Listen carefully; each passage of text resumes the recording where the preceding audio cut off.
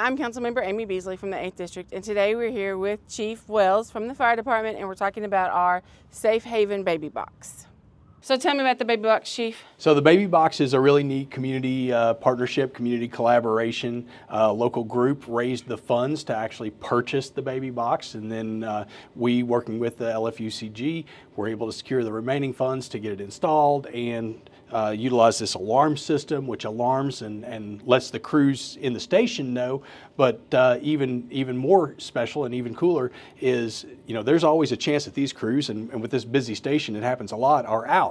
So it also notifies dispatch so that they can dispatch the closest crew to come and check on an infant who may have been placed in this box anytime that exterior door is opened. So I open the thing and I put my how old baby? Yeah, a newborn baby is sort of the intended audience for this, and that's who we would expect to find in there. But yes, somebody would open the box, place a newborn in the box. That would trigger an alarm both inside the station so that the crews can immediately check on the infant if they're here. If not, the closest crew will get dispatched to come and check on this newborn who is in the box. It then locks from the outside so that there's no chance of somebody following behind and trying to try to grab the child or the infant.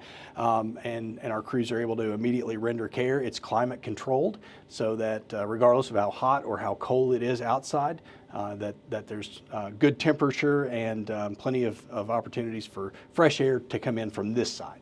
Okay, so we put the baby in here, and our firefighters have made it here. Yeah. Now what?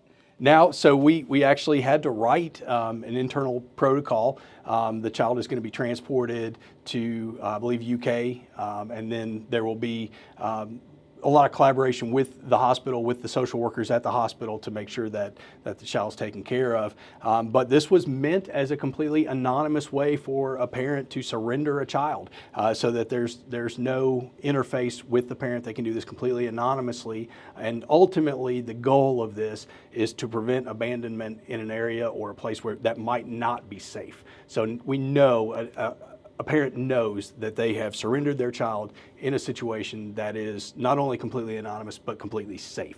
So there's no cameras outside facing Absolutely this box? Not. No cameras at all. And actually that is one of the requirements that Safe Haven, which is the company that produces this box, requires us to confirm that there are no cameras that are monitoring the outside of this box. Do you know how much this costs? The box itself was about $14,000. They are built one at a time when the orders come in, and then the ongoing cost is just the monitoring, which is fairly nominal.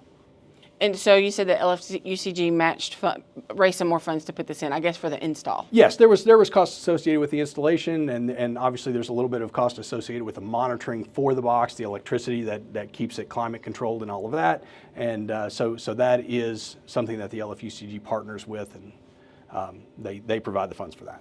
And so if I put my baby in here, yes, there is no chance that I'm going to be prosecuted for abandonment or anything else with this baby, that is 100% right? correct. Yes, because I've left it with the firefighters. Yes, but in most cases, we figure if a parent is surrendering a newborn, it is an act of desperation, and it's a life or death situation that this parent felt they had to surrender the child, and we just want it surrendered in a safe environment. So, I love it. I love the Baby Box. Yeah.